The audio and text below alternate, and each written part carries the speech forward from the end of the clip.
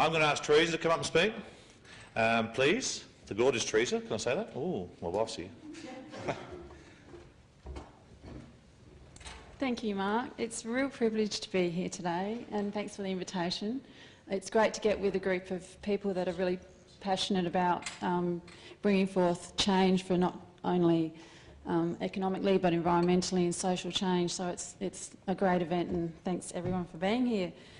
My passion is industrial hemp, and there's so much that I could talk about in this field, but obviously we only have a short amount of time, so I'll try and keep it to a clear message.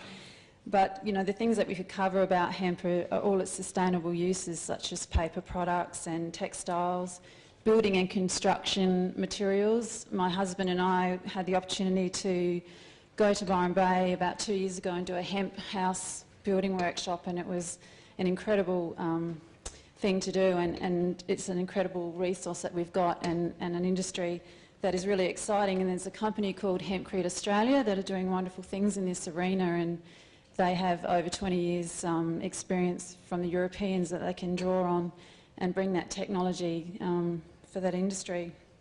There's also personal care products, for which I manufacture a range of organic skincare, and I face big issues about getting enough oil for our products, Australian grown oil. It's a huge issue at the moment.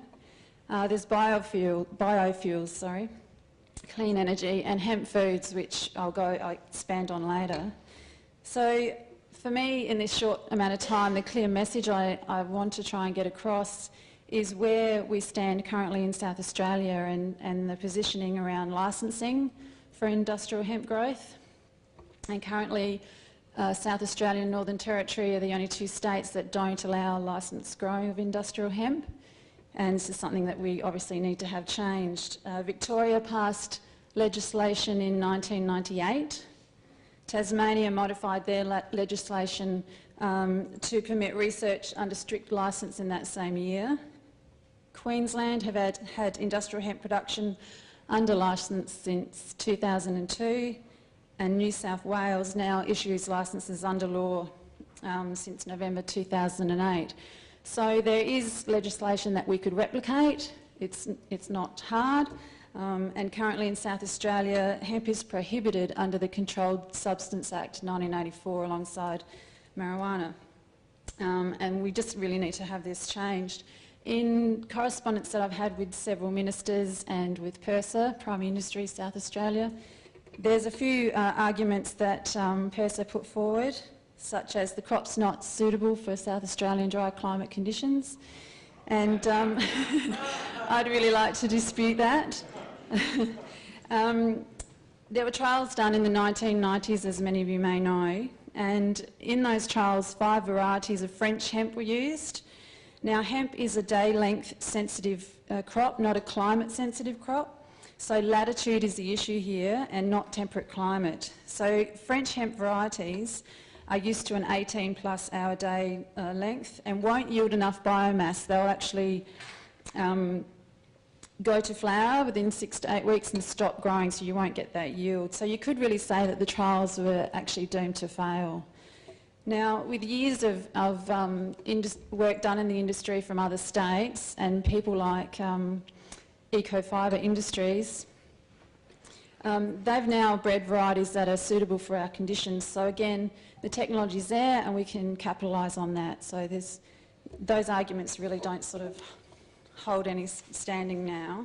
Another argument was that initiatives in other states have not been sustained, because I mentioned that I'm having trouble accessing Australian grown oil. We've had shortages in the past and had to import from New Zealand, and PIRSA put that down to the fact that the industry is not sustainable, but it's not. It's that now people are more aware of what the benefits of hemp oil, so demand is outstripping supply.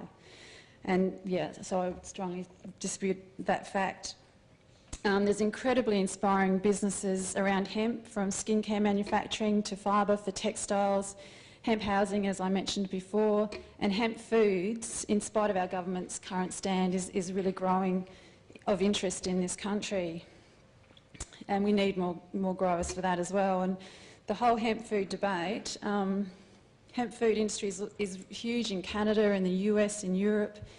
And we're the last Western country to allow the cultivation of hemp, low THC hemp foods. So we cannot consume seeds and oil and protein powders, those sorts of things.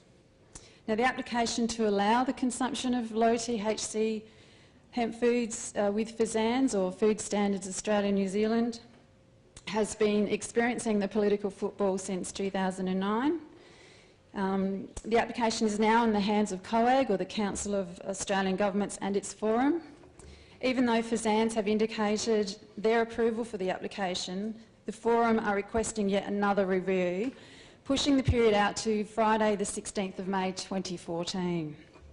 State police ministers and others are putting forth the argument regarding the possible effects of low THC hemp foods on roadside drug testing.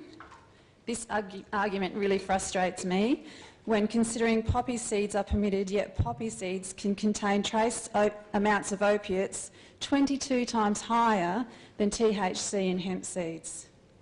RRST, or random roadside saliva testing in Australia, does not test for opiates or prescription drugs or sedatives. Anyone with common sense knows you cannot get high from consuming low THC hemp foods. What you will get, though, is lowered blood pressure, a stronger immune system, stronger and more beautiful hair, skin, nails, and the perfect balance of essential fatty acids that our bodies need for optimal health. And we're being denied this health food at the moment. It's rich in omega-3, so we could leave the krill to the whales, Emma. Any arguments that hemp is not viable really are very old and tired. The industry is growing. As I said, in every other state, they're moving forward and capitalising on this. Consumers recognise the benefits, and it's time to embrace this resource fully with gusto, as other countries are doing. And that's about it.